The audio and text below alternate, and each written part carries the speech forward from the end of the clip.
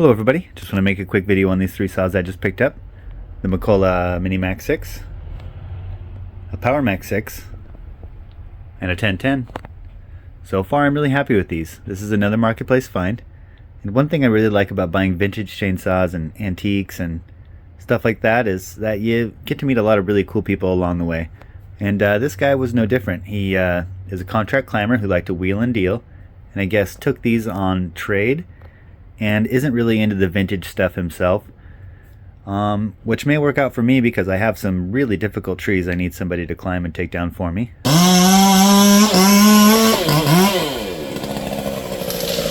But anyway, the McCulloch 1010 here runs and operational as I understand it. It does have a custom wooden handle and operational chain brake, so I guess that's kind of cool. And the Mini Mac here has good compression, but didn't want to run. And the Power Max 6 here has a starter issue at best. And I was just kind of noticing that somebody has been inside of here and just kind of slapped it back together. And it's probably seen, better days. Looks like somebody clipped it with a chainsaw there. But anyway, I'll be happy to take the 1010 out and put it in some wood and see what it does. This guy will pull it apart and diagnose the starter, and this one I'm just going to rinse the tank and put fresh fuel in there and see what happens.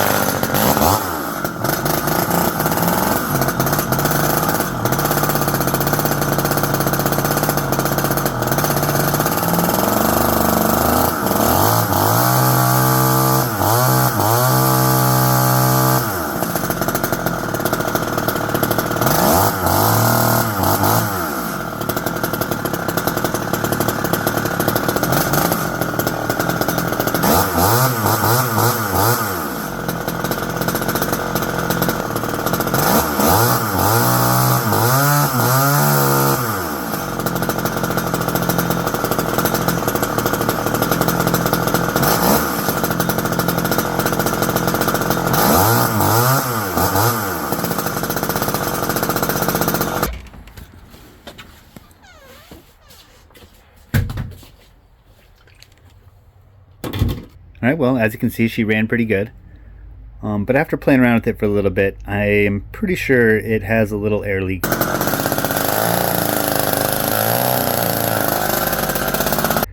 Nothing too crazy, but it's just hard to tune out of it. So I'm not too concerned about it. I do have another McCulloch Mini Mac 1 that seems to be in pretty good condition.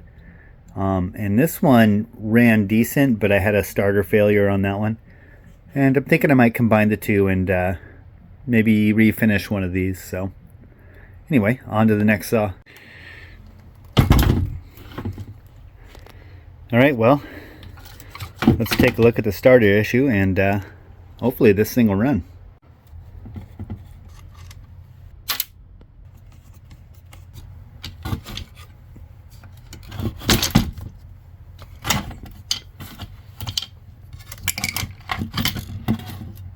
Well, it doesn't appear to be a fuel line hooked up. And I see our problem right there.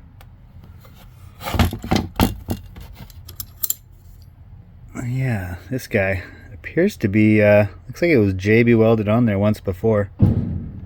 Yeah, maybe we'll be able to do the same thing. I'll just do a little better execution. And hopefully it'll work. Looks pretty complete so far. It's got compression. I did find this little guy here on the flywheel. So I think I'll do a little more investigation and put it all back together and see how it works. But first, I think I'm going to mess with the 1010.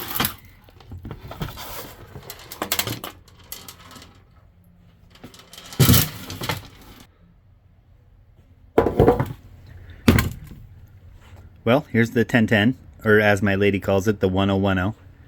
It appears to be in pretty decent shape. I did start this one before I left, and it does have a operational chain brake, so that's kind of nice.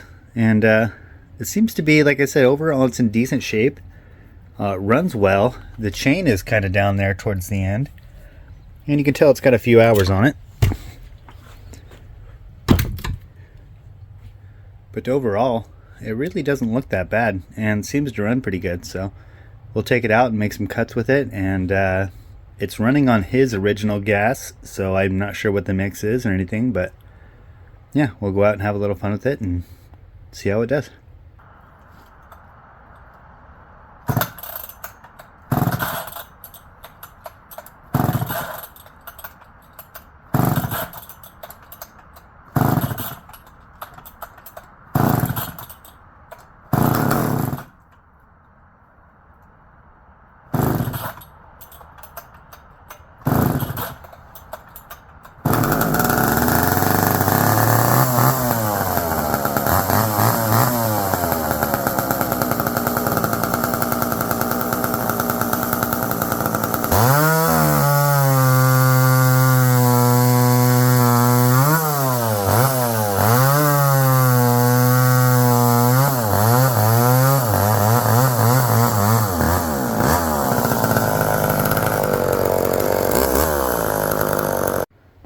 Alright, well, she ran great actually. Didn't even mess with the tune or anything. All I did was add more gas and everything was fine. I even had an opportunity to take it up to the firewood pile.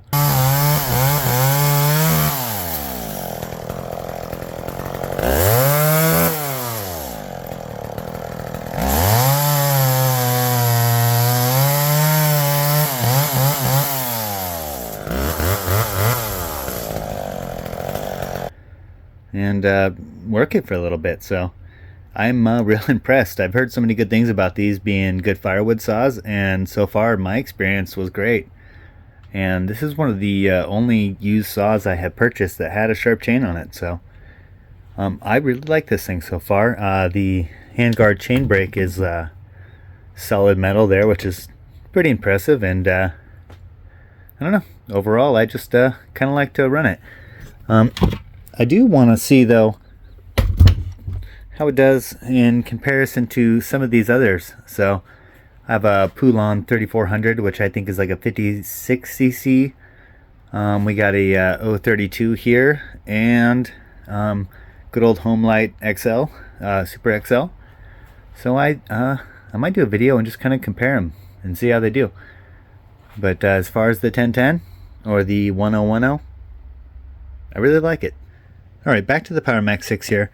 We're going to basically do the same thing that the previous person did, and we're going to JB weld the starter back together, except I'm going to try to do a little bit better job than they did. I'm going to sand it really thoroughly and clean it really well. I feel like both steps are equally as important for adhesion. And remember, if you are gluing anything that's plastic together, you should use an adhesion promoter. I don't really feel like there's any specific brand that's important as long as you use one. So I mean, it really does, it's a game changer as far as painting or gluing any kind of plastic together. But anyway, this one is metal, so we're just going to clean it, sand it, and stick it back together, and hopefully it's going to work. Before I do any sanding, I'll generally clean it with like some kind of a brake cleaner or carbon choke cleaner, and then I will sand it and use some type of wax and grease remover, something like you might use before you paint a car. And I will use like 320 grit at least, and maybe 220 grit for something like JB Weld in this case. Overall though, I just try to make sure it's really clean before I stick it down. And in this case, I'm out of JB Weld, so I'm going to get some and we will glue this guy back on and see what happens.